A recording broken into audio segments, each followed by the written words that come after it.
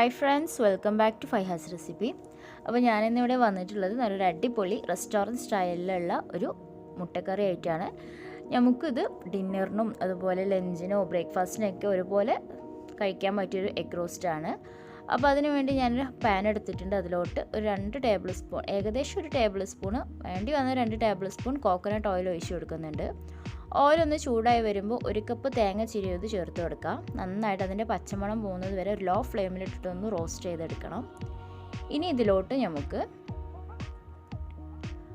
1/4 teaspoon ചെറിയ ജീരകം ചേർത്ത് കൊടുക്കുക, ഒരു 2 ഏലക്കായ ചേർത്ത് കൊടുക്കുക, 2 ഗ്രാമ്പു, ഒരു 1/4 ടീസ്പൂൺ മഞ്ഞൾപ്പൊടിയും കൂടി ചേർത്ത് കൊടുക്കാം.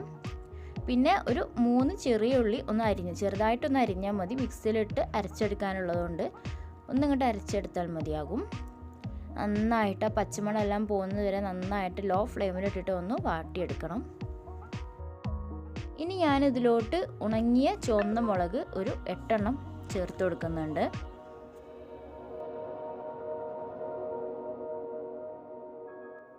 ഇതിപ്പോൾ നന്നായിട്ട് തേങ്ങ വറുത്ത ഒരു നല്ലൊരു സ്മെല്ല് വരുന്നുണ്ട്. ഫ്ലെയിം ഓഫ് ചെയ്തിട്ട് ഒന്ന് ചൂടാറിയതിന് ശേഷം നമുക്ക് ഇതിനൊന്ന് അരച്ചെടുക്കണം. അപ്പോൾ ആ ഒരു സമയം ആകുമ്പോഴേക്കും ഞാൻ ആ പാനിലോട്ട് തന്നെ ഒരു ടേബിൾ സ്പൂൺ ഇനി ഞാനിതിലോട്ട് ഒരു നുള്ളു മുളക് പൊടി ചേർത്ത് കൊടുക്കുന്നുണ്ട്. ആ മുളക് പൊടി ഈ ഒരു മുളക് പൊടി ചേർത്ത് കൊടുക്കുമ്പോൾ ലോ ഫ്ലെയിമിലിട്ടിട്ട് വേണം ചേർത്ത് കൊടുക്കാൻ വേണ്ടിയിട്ട്.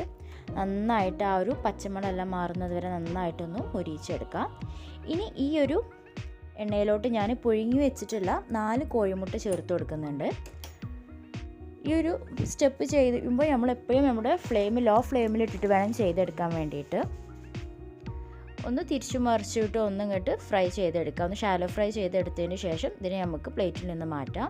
ഇനി ആ ഒരു ഓയിലേക്ക് തന്നെ ഞാൻ കുറച്ച് ഇഞ്ചി ചെറിയ പീസാക്കി അരിഞ്ഞത്, ഒരുപാട് ചെറിയ പീസാക്കി അരിയൊന്നും വേണ്ട, ജസ്റ്റ് ഒന്ന് അരിഞ്ഞാൽ മതി. അതിലോട്ട് ഒരു സവാള ചേർത്ത് കൊടുക്കുന്നുണ്ട്. ചെറിയ സവാള ആണെങ്കിൽ 2 എണ്ണം എടുക്കാം. എൻ്റേത് വലിയ സവാള ആയതുകൊണ്ട് ഞാൻ 1 എടുത്തിട്ടുള്ളൂ. നന്നായിട്ടൊന്ന് വഴറ്റിയെടുക്കണം. വഴന്ന് വരാൻ ആവശ്യമായിട്ടുള്ള ഉപ്പും കൂടെ ചേർത്ത് കൊടുക്കാം.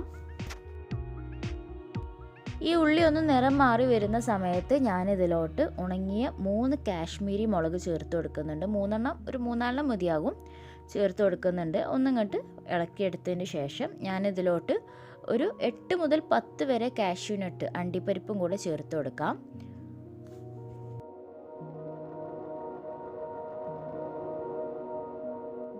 അര ടീസ്പൂൺ ഗരം മസാല ചേർത്ത് കൊടുക്കാം.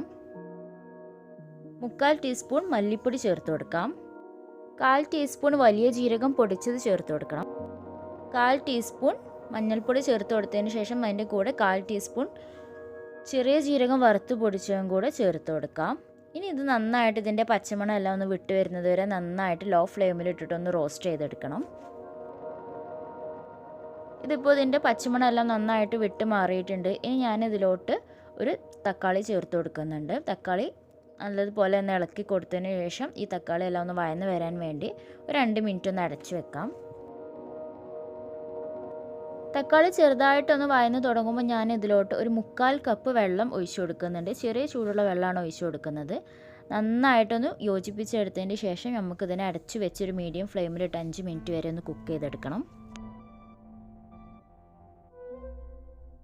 ഇതൊന്ന് തിളച്ച് വരുന്ന സമയത്ത് ഞാൻ ഇതിലോട്ട് 1/2 ടീസ്പൂണോളം കുരുമുളക് പൊടി ചേർത്ത് കൊടുക്കുന്നുണ്ട്. നിങ്ങളുടെ എരിവിനനുസരിച്ച് നിങ്ങൾക്ക് കുരുമുളക് പൊടിയുടെ അളവ് കൂട്ടി കൊടുക്കാം. ഞാൻ ഇതിലോട്ട് പച്ചമുളക് ഒന്നും ചേർത്ത് കൊടുത്തിട്ടില്ല. ഈ ഒരു കുരുമുളകിൻ്റെയും അതുപോലെ കാശ്മീരി ചില്ലിയുടെയൊക്കെ ആ ഒരു എരിവാണ് ഈ ഒരു കറിയിലോട്ട് വേണ്ടത്. ഇപ്പോൾ നന്നായിട്ട് വെട്ടി തിളച്ച് വന്നിട്ടുണ്ട്. ഈ ഒരു സമയത്ത് നമ്മൾ നേരത്തെ റോസ്റ്റ് ചെയ്ത് വെച്ചിട്ടുണ്ടായിരുന്ന ആ ഒരു തേങ്ങ ഇതിലോട്ട് ചേർത്ത് കൊടുക്കാം. ചേർത്ത് കൊടുത്ത് നന്നായിട്ടൊന്ന് മിക്സ് ചെയ്തെടുത്തതിന് ശേഷം ഒരു 3 മിനിറ്റ് ഒരു ലോ ഫ്ലെയിമിലിട്ടിട്ട് ഒന്ന് അടച്ച് വെച്ചിട്ട് ഇതിനൊന്ന് കുക്ക് ചെയ്തിട്ടെടുക്കണം. ഇതിൻ്റെ ഫ്ലെയിം ഒന്ന് ഓഫ് ചെയ്ത് കൊടുത്തതിന് ശേഷം ഇതൊന്ന് ചൂടാറിയതിന് ശേഷം നമുക്കിതിനെ മിക്സിയിലിട്ട് നന്നായിട്ട് പേസ്റ്റ് പോലെ ഒന്ന് അരച്ചെടുക്കാം. വേണമെങ്കിൽ ഒരു 1/4 കപ്പും കൂടെ വെള്ളം ഒഴിച്ച് കൊടുക്കാം. ഇനി ഇതിപ്പോൾ ഞാനിവിടെ നല്ല പേസ്റ്റ് പോലെ അരച്ചെടുത്തിട്ടുണ്ട്. ഇനി ഇത് ഞാൻ നമ്മുടെ പാനിലോട്ട് ഒഴിച്ച് കൊടുക്കുകയാണ്. നല്ല തിക്കായിട്ടാണ് അരച്ചെടുത്തിട്ടുള്ളത്. ഇനി ഇത് ഒഴിച്ച് കൊടുക്കുമ്പോൾ മിക്സിയിലോട്ട് ഇച്ചിരി വെള്ളം കൂടെ ഒഴിച്ച് കൊടുത്തിട്ട് നമുക്ക് നമ്മുടെ ഗ്രേവി ഒന്ന് ലൂസാക്കി എടുക്കാം. ഇനി ഈ ഒരു തിക്കോട് കൂടെ നിങ്ങൾക്ക് വേണമെന്നുണ്ടെങ്കിൽ അതുപോലെ തന്നെ സെർവ് ചെയ്യുകയും ചെയ്യുക, കുഴപ്പമില്ല. അപ്പോൾ എനിക്ക് ഇച്ചിരിയും കൂടെ ലൂസായിട്ടുള്ള ഗ്രേവിയാണ് വേണ്ടത്. അതുകൊണ്ട് ഞാൻ ഈ ഒരു മിക്സിയിലോട്ട് ഒരു 1/4 കപ്പും കൂടെ വെള്ളം ഒഴിച്ചിട്ട് ഇതിലോട്ട് ഒഴിച്ചു കൊടുക്കുന്നുണ്ട്. നന്നായിട്ട് മിക്സ് ചെയ്തെടുത്തതിന് ശേഷം ഉപ്പെല്ലാം പാകത്തിനാണോ നോക്കണം. അതിനുശേഷം ഞാനിതിലോട്ട് ഒരു നുള്ള് കസൂരി മേത്തി ചെറുതായിട്ട് ചൂടാക്കി ഒന്ന് പൊടിച്ചിട്ട് ചേർത്ത് കൊടുക്കുന്നുണ്ട്. ഈ ഒരു കസൂരി മേത്തി ചേർത്ത് കൊടുക്കുമ്പോൾ നമ്മുടെ ഈ ഒരു മുട്ടക്കറിയിലേക്ക് നല്ലൊരു റെസ്റ്റോറൻറ്റ് സ്റ്റൈലിലുള്ള ആ ഒരു ഫ്ലേവർ തന്നെ കിട്ടും. ചെറുതായിട്ടൊന്ന് ചൂടാക്കിയതിന് ശേഷം ചേർത്ത് കൊടുക്കുക. അതിൻ്റെ കൂടെ തന്നെ ഒരു ടേബിൾ സ്പൂണും കൂടെ വെളിച്ചെണ്ണ മുകളിലൊന്ന് ഒഴിച്ചു കൊടുത്തിട്ട് ഒന്ന് മിക്സ് ചെയ്തെടുക്കാം. ഈ കറി ഒന്ന് തിളച്ച് വരുമ്പോൾ നമ്മൾ നേരത്തെ ഷാലോ ഫ്രൈ ചെയ്ത് വെച്ചിട്ടുണ്ടായിരുന്ന ആ ഒരു കോഴിമുട്ട ഇതിലോട്ട് ഇട്ട് കൊടുക്കണം. പുഴുങ്ങിയ കോഴിമുട്ട ഇതിലോട്ട് ഇട്ട് കൊടുക്കണം. ഇനി ഇട്ട് കൊടുത്തതിന് ശേഷം നമുക്കിതിലോട്ട് ഇച്ചിരി ചപ്പും അതുപോലെ കറിവേപ്പില എല്ലാം കൂടെ ഇട്ട് കൊടുത്ത് ഒരു 3 മിനിറ്റോ ലോ ഫ്ലെയിമിലിട്ടൊന്ന് അടച്ച് വെച്ചിട്ട് ഒന്ന് കുക്ക് ചെയ്തെടുത്തതിന് ശേഷം നമുക്കിതിൻ്റെ ഫ്ലെയിം ഒന്ന് ഓഫ് ചെയ്ത് കൊടുക്കാം.